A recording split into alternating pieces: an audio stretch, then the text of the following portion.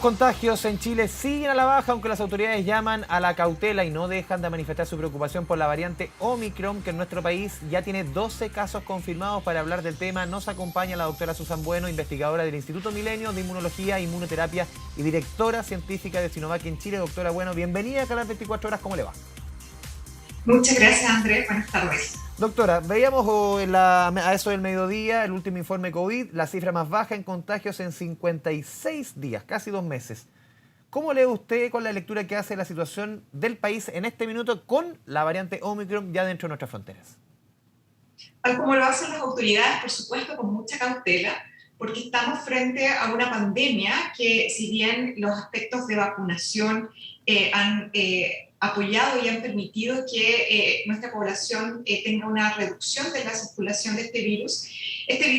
sigue circulando, se sigue reproduciendo y tenemos un porcentaje que no es menor de personas que aún no están vacunadas y por lo tanto se produce la aparición de estos brotes en donde se empieza a transmitir esta enfermedad. Es muy positivo justamente que el alto porcentaje de vacunación que tenemos en nuestra población, sumado además que se están incluyendo a otras poblaciones que no tenían acceso anteriormente a la vacuna, como son los niños desde 3 años en adelante, esto claramente permite incrementar el porcentaje de las personas que van a infectarse menos, van a transmitir menos y por supuesto van a terminar protegiendo a la población completa. Pero lamentablemente estamos en medio de una pandemia y hemos visto que rápidamente se han ido generando nuevas versiones de este virus que pueden ser mucho más transmisibles y que también pueden ser más resistentes a la inmunidad que inducen las vacunas. Por lo tanto, hay que ver estos números con, digamos, con optimismo, pero también con mucha cautela. Sí, en ese mismo sentido, doctora, este nivel de vacunación también puede ser un arma de doble filo, llamar al relajo de mucha población, y mucho que se ha comentado que la variante Omicron no es quizás tan violenta como Delta o como la variante brasilera, sino que conocimos ayer claramente el caso del primer fallecido en Gran Bretaña, pero ese 90% de vacunación en la población objetiva, ¿puede también ser un arma de doble filo de llamar al relajo? O sea que definitivamente frente a una situación de pandemia, claramente no podemos depender solamente de la vacunación. Definitivamente estamos en una situación en la cual es muy positivo que haya, por supuesto, un alto porcentaje de vacunación, pero dado la circunstancia que existe en otros países en donde las tasas de vacunación son bajas, incluso muchísimo más bajas de lo que ocurre, por ejemplo, en nuestro país, esto significa que este virus sigue circulando a nivel mundial y dada la globalización, la posibilidad de que lleguen nuevas variantes del virus ya lo vimos, es prácticamente automática, ¿verdad? En muy poco tiempo desde que se caracterizan nuevas variantes, ya tenemos casos en nuestro país. Por lo tanto, es una situación en la que definitivamente es muy positivo que tengamos esta alta tasa de vacunación, pero tenemos que ser extremadamente precavidos, utilizando las medidas que ya conocemos también que previenen el contagio, como es el uso de mascarilla, la distancia física, evitar los lugares con una alta cantidad o una alta densidad de personas, el alcohol gel todo el tiempo en la cartera, en el bolsillo y higienizándose las manos. Sobre todo, Andrés, considerando en la situación que estamos ahora, estamos cerca de las fiestas de fin de año, en donde claramente hay más reuniones familiares, también se produce más asistencia a lugares como los malls, a las compras, etcétera, mayor naturalmente aglomeración de personas, y esto es una receta, pero digamos, efectiva para que el virus siga transmitiéndose, sobre todo que en nuestro país tenemos cerca de 1 millón de personas que aún no han recibido su esquema de vacunación completo. Y esto significa que, dada esta situación, tenemos que seguir siendo precavidos y no confiarnos porque la población está altamente vacunada. Sí, doctora, le quiero leer una declaración que a mí me sorprendió el fin de semana del infectólogo Jaime Rodríguez, quien dirige el Comité Asesor en Vacunas e Inmunizaciones del Ministerio de Salud, de quien viene obviamente, que creo que también trabaja en la clínica alemana. Dice: probablemente estemos en la última etapa de la pandemia. ¿Usted coincide con él? Yo creo que todavía es la esperanza que todos tenemos, Mm. ¿verdad? Y yo espero que definitivamente esto sea la realidad, pero aún necesitamos más datos. Yo creo que a nivel de nuestro país tenemos una muy buena tasa de vacunación, pero no es la realidad en todos los países. Y de hecho hay otros países en donde la tasa de vacunación es menos del 10%. Esto significa que hay mucha probabilidad de que se sigan generando estas variantes del virus que pueden ser mucho más transmisibles, incluso mucho más peligrosas. Por lo tanto, yo creo que para lograr llegar al fin de la pandemia, es necesario que se aumenten los esfuerzos para un acceso oportuno, equitativo de vacunas, sobre todo a los países en donde actualmente las tasas son muy bajas. Porque mientras existe una persona que sea susceptible al virus, claramente el virus se va a reproducir y va a tener la posibilidad de generar nuevas versiones de este virus. Se ha descrito, y todavía yo creo que faltan un poco más de datos epidemiológicos, de que esta variante estaría generando una enfermedad que posiblemente puede ser más leve, muy transmisible, pero más leve. Esto también tenemos que considerar que las personas vacunadas,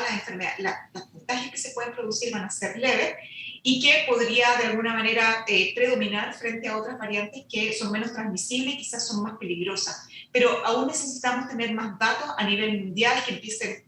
a tenerse más estadísticas de cómo se ha comportado la población, por ejemplo, no vacunada y vacunada frente a los números de contagio, la gravedad de la enfermedad, para poder tomar, poder asegurar de que efectivamente estamos llegando al final de la pandemia. Nos hemos sorprendido los científicos, la comunidad científica y médica, frente a las diversas capacidades y características bien inusuales que tiene este virus. Entonces hay que estar bien atentos a los datos y a la información clínica y científica que se va a ir obteniendo en las próximas semanas. Sí, doctora, ya se está trabajando en la cuarta vacuna, en el refuerzo del refuerzo, podríamos decir, porque esto se viene, no sé, uno piensa en marzo, en abril, para quienes tuvieron la vacuna de refuerzo hace, no sé, en agosto, septiembre, ¿ya se debe estar apuntando hacia eso? A ver, Andrés, yo creo que estamos viviendo, digamos, en tiempo real lo que significa una nueva enfermedad infecciosa Ya, que se día a día, dice establece, usted, piano piano. claro, en la población. Y, por ejemplo, tenemos como, si vemos, digamos, nuestra historia de la medicina y las enfermedades infecciosas,